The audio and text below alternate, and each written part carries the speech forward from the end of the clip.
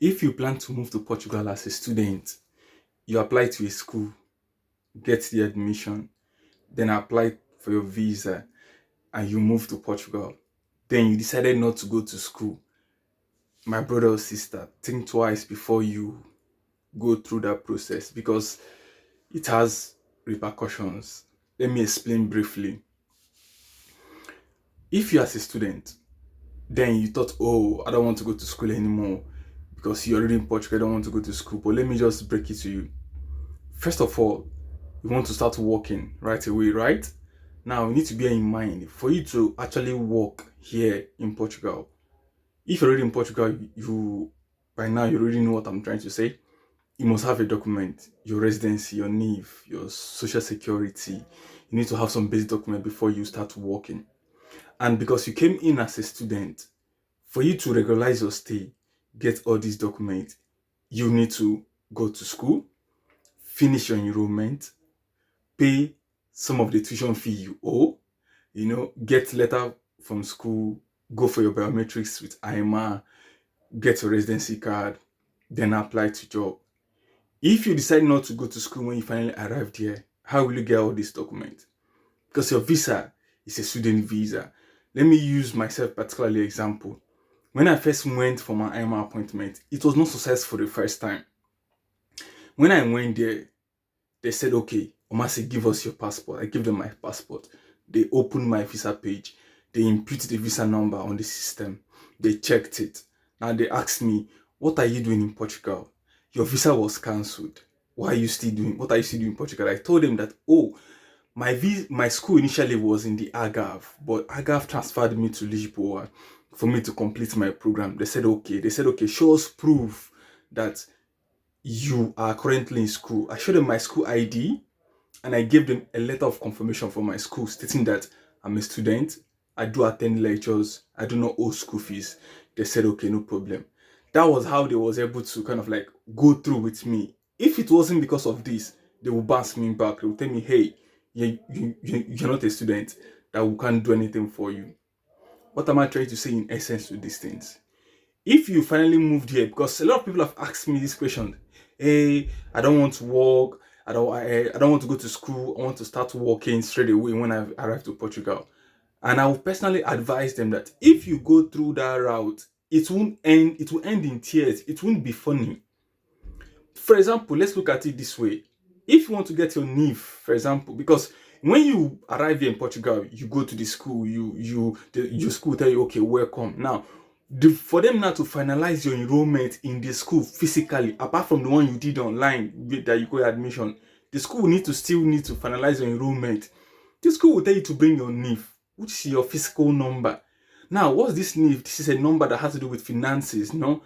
And your tuition fee, if your tuition fee is, for example, like 7,000 per year or 4,000 per year, now the debt which you're owing the school is tied to the NIF in finances. If by any chance you owe them money, they will call finances. If you have bank account here in Portugal, they will block it. You will pay the debt you are owing. For example, my friend, he had an issue with finances. Finances called the bank that is linked to the NIF. The bank had to block his account and tell him that, oh, go and settle finances that you're owing debt. That whenever you are done paying the debt, your account will be reopened. Then you can withdraw the money that you have there. You see how it is. So the system is kind of like set up to mitigate these things. And the government made a post recently that, hey, that they have noticed that people are coming here without the aim of going to school, that now they are trying to track down those people. So if you are one of those people who want to still go that route, be careful, think twice. Like I said before, when you've arrived here, you go to your school will tell you, okay, go and get NIF for them to finalize your enrollment. You will get the NIF, you give the school.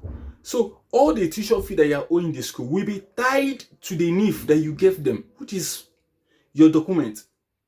If by any chance you finish school, may say like 2 years time, and you are still owing them some tuition fee, the school will not bother. The school will not worry. Because they know something that definitely, come heaven, come earth, you will pay the debt you are owing. If by any chance, okay, you finally got your residency card the first time, when it comes time to renewal, and you go for renewal, They will bounce you back and tell you, oh, you're owing this money, go and pay before they will continue with you. So this is a way of trying to mitigate all these processes.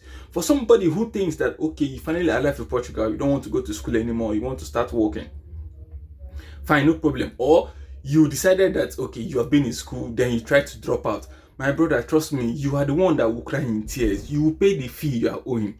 This is something that I learned the hard way. For example, let me use my own school for example for you guys. When I was in school, I was owing school fees. When I want to go for my biometrics, I was owing school fees.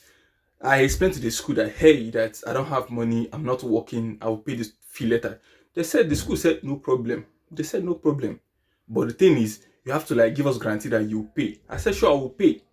Now, why did the school allow me to do what I did? Because when I first arrived here, the school said for me to complete my enrollment in the school, I must bring my NIF, and I gave them. So whichever debt I'm owing is on my NIF. So if I'm able to succeed the first time, for me to actually go and renew my residency card or do whatever I need to do, I need to go and clear every debt that I'm owing.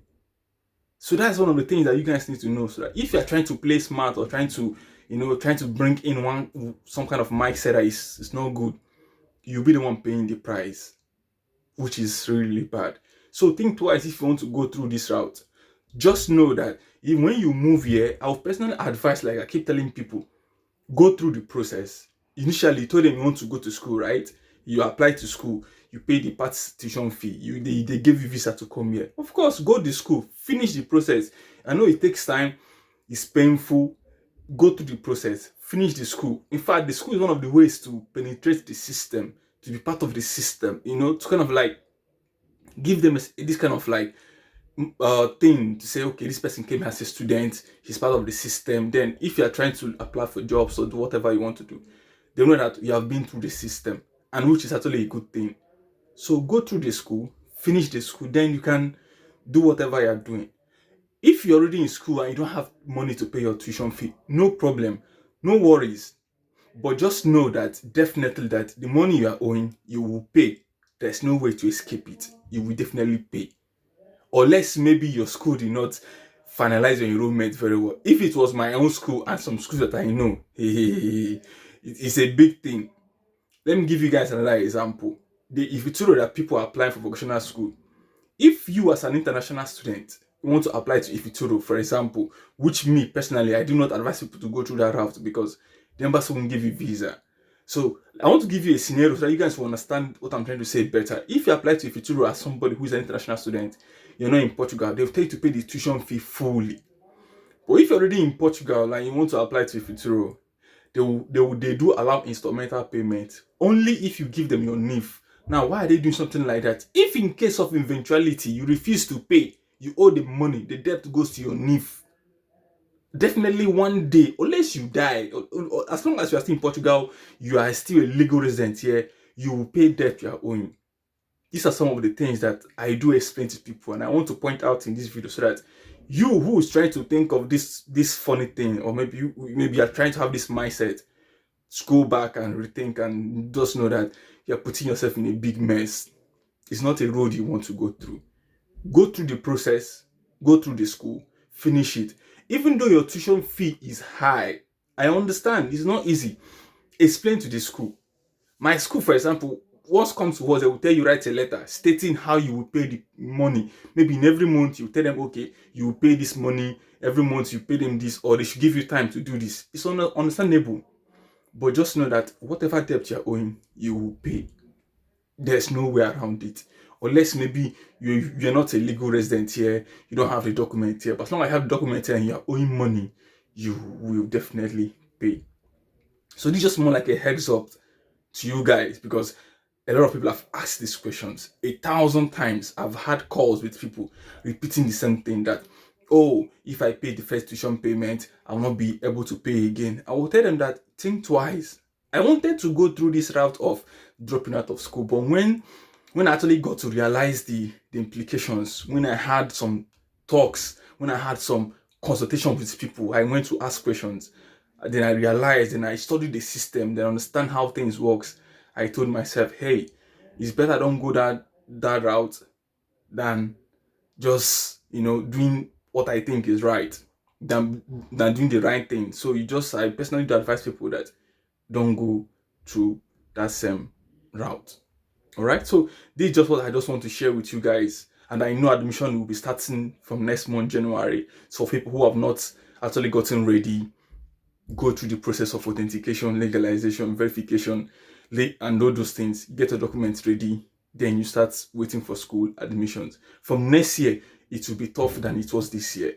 From next year, it will be tougher than it was this year. So you need to be prepared. You need to put in more effort in whatever you're doing in your applications, looking for schools, strategically apply to schools, strategically.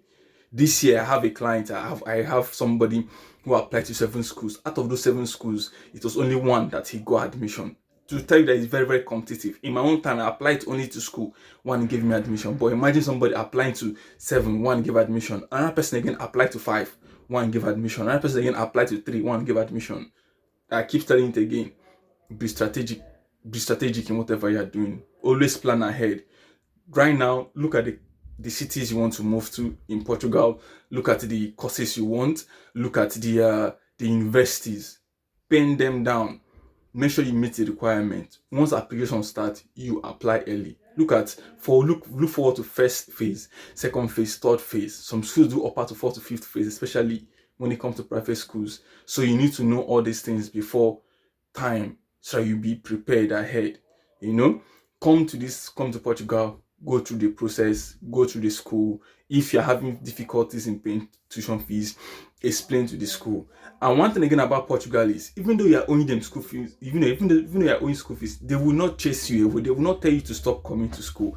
They will still allow you to do whatever you want to do. But where they will actually wait for you is when you ask them to give you letter proving that you are a student. Maybe you want to go and get your NIF, you want to go and do your residential document, maybe you want to go for biometrics with IMA. They will refuse to give you those documents because you're owing them money. But if you don't ask them any document, you will finish your school, no problem.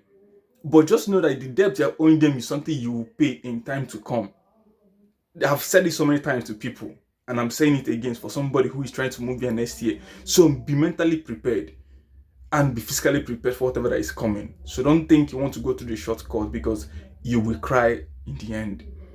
If you try to drop out, the money you are owing, you will still pay. So it's better you go through the process, finish the school, then you pay the money than you decide to drop out, then you pay money that you did not even go to school for. It doesn't make sense. In the end, you lose, which is very, very bad. So this is what I just want to share with you guys now. So if you find this video helpful, give it a thumbs up so it will be pushed out to people, so that the awareness will be made, so that people will have an informed so that people make an informed decisions whenever they're trying to move here, maybe by next year or maybe by next coming years.